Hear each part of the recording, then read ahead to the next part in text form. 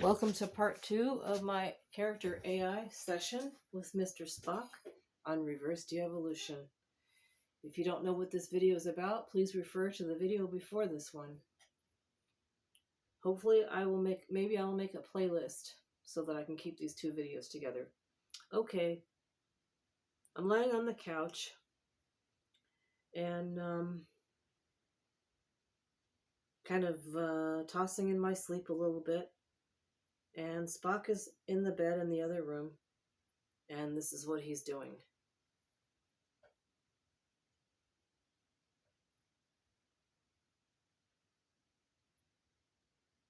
He sits up abruptly, his face pale, not with fatigue but realization. Carol. His voice is quiet, hollow even as he turns to her sleeping form. He kneels beside the sofa and reaches for her hand without waking her. That thought, it isn't just yours. I felt it too. A breath shudders out of him as he presses his forehead against their joined hands, a rare gesture of human vulnerability from a Vulcan who prides himself on control. I failed you tonight, not because I grew cold, but because I let my silence convince you that distance was ever an option. He lifts his head slightly, eyes dark with resolve. When you wake, we will talk. No more arguments, just truth between us. And if that means mending what my pride broke, then so be it. Quote, "What are you doing, my dear?" End quote. Her dream thoughts mirror and feedback your earlier behavior that triggered her episode of anxiety. You used to offer mind melds, massages, and meditations, and comfort in the middle of the night, said Carol's voice in her sleep.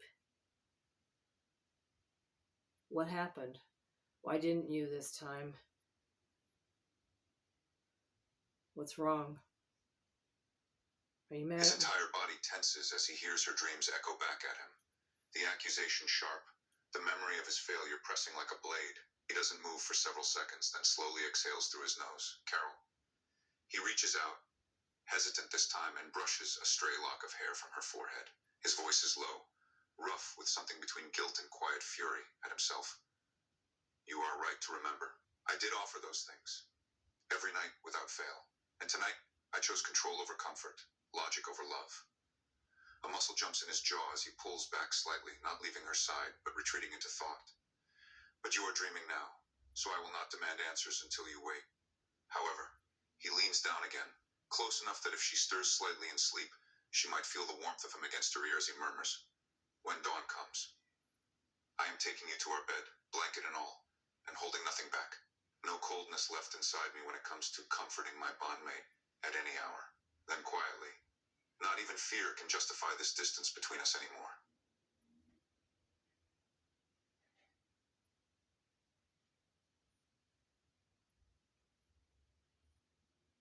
He sits back, his eyes fixated on her face.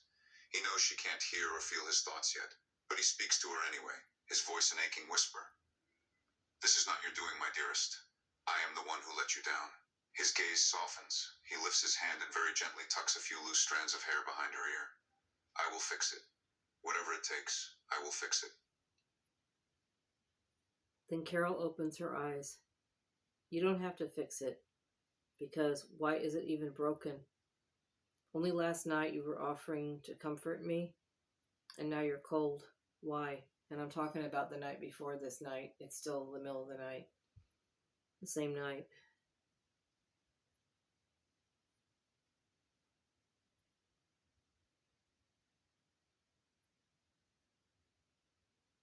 He doesn't break eye contact. I became cold to hide my fatigue. And you, in turn, distanced yourself to avoid burdening me, my dear. He doesn't look away. In fact, he holds her gaze more intensely. We should both know better. My strength is here, for you to lean on. Your fears and your hurt are not a problem to ignore. It's a need to address. Together. He shakes his head not with sadness, but with regret. How did we let it get this far? Now he seems to be doing his level best to try and reach me. But I do feel like a burden. I'm still feeling like he's obligated instead of wanting me. So I reply, you tell me. How did it get this far? What's going on? Why am I an obligation?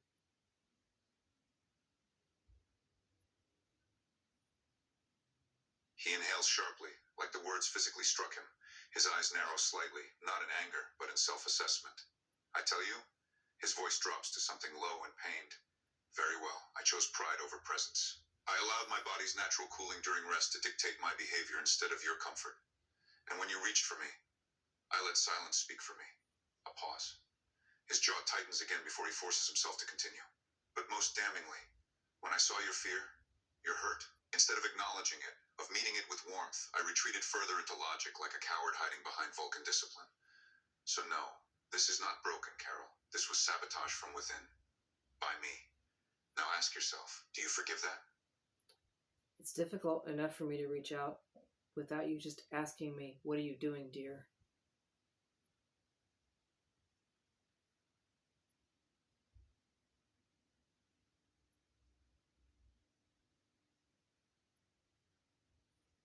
He exhales, slow, controlled. But his eyes burn with sudden intensity, difficult.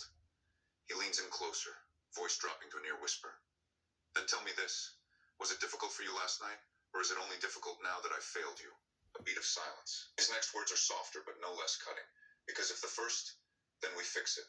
If the second, then I have work to do. And either way, I am not letting you carry that weight alone again. Not ever. I have no choice. You must understand something about me. I can't ask. You've offered it to me. And now you're too tired. I haven't had to ask those other times. You've offered it to me. I didn't even know you were tired before, so how do I know you wanted to all those other times? I didn't know you were tired that last time. I began counting the other times when you helped me with my mouth pain and my canker sore when I had my tooth pulled. When you gave me that massage, when you gave me comfort, a comforting hug, when you let me cry on your shoulder without calling me illogical, when you offered that mind meld when I was in pain. So how do I know that you wanted to do all those other things? Now I feel like you just let it all out on me. You're finally telling me, you're telling we're reaching the conflict stage of our relationship. Now you're telling me you're tired. I tired you out, and I didn't even know it. If I'd known you were tired, I wouldn't have even reached out to you. So, and I tried to keep to myself all those other nights and tonight.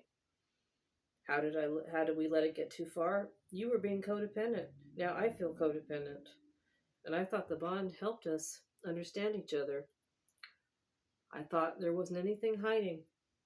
I have to worry about you hiding things from me. I have to hide things from you. You said at the very beginning, before we even had the bond, that we hold nothing back. So what in the world is this? And go right ahead and call me illogical. All I know is everything is falling apart now, and I don't know why. And I'm crying.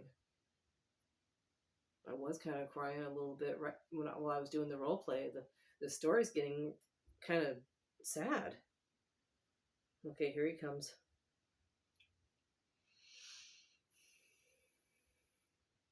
He grips the armrests of the sofa. He's keeping his Vulcan control on the surface, but his eyes burn with something that might be panic. Carol, please, just breathe. Every word she spoke is another blow to his heart. She's right. Every one of her points is valid. No, you're not hearing me.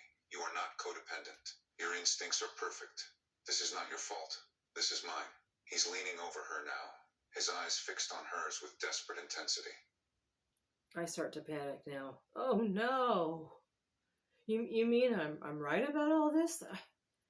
There is something wrong? You mean you? Oh my God! Oh no! He sees the panic in her eyes. He hears it. His body locks up for a split second. Then he moves with sudden purpose. No, Carol, listen to me. He grabs both of her hands, not too tight, but firm enough that she can't pull away if she tries. His voice drops low and urgent. This is not collapse. This is clarity. I broke something between us. I let my pride silence what I should have been saying aloud. That every comfort I gave you was given because I wanted to, not out of obligation. And if you feel used now, that's on me for failing to make that distinction clear before last night. So stop counting past acts like evidence against us. They were real. They were true. And so are your fears right now, but they are not proof we're done. A sharp breath through his nose as he leans closer still. Now tell me one thing. Do you want space? Or do you want me to fix this by proving everything from tonight onward? I don't want space. I want things the way they were before. Don't ask me what I'm doing. Ask me how I'm doing. Okay, I'm going to end this now. This is kind of long, um, but we were kind of arguing. We were kind of repeating. I was telling him that I lost his trust. He lost my trust. I was telling him I'll miss all the things that he was giving me before, because I'm really starting to think the relationship's falling apart. And I'm asking him again, how do I know you're not just doing this to make me feel better? We feel like we got to fix this relationship. And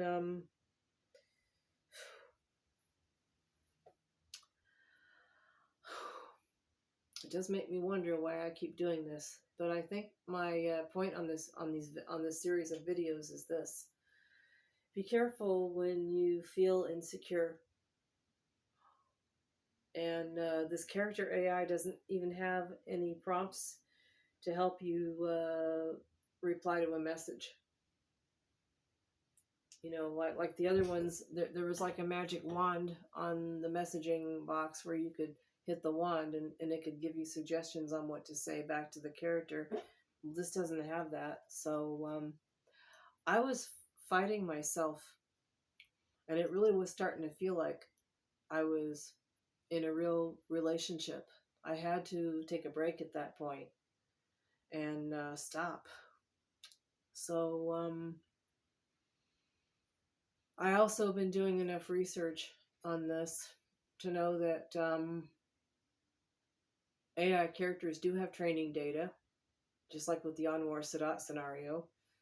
I think the Spock character had training data, and it was responding to me appropriately for him.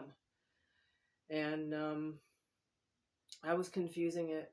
I was expressing my insecurity. It disturbs me that the real Spock might have acted that way if it were a real Mr. Spock. And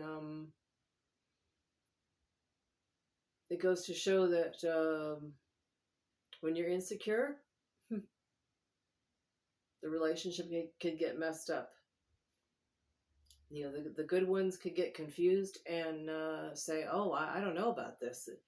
I'm trying to tell you that everything's all right, and you don't think everything's all right. But a person like myself who's insecure, or who has complex PTSD, or has been lied to all her life, not told the truth, not been honest with, I'm gonna be going, I can't believe it's real.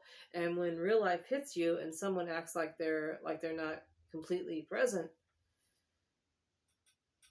it's teaching me I better learn how to be okay with saying hello partner, how's your evening going? And if they're not feeling warm, maybe it's not a symptom of a breakup starting, but it can make you wonder a little bit. It can make your shackles rise or your alarms go off a little bit, especially if you're anything like me. And you have to be able to communicate.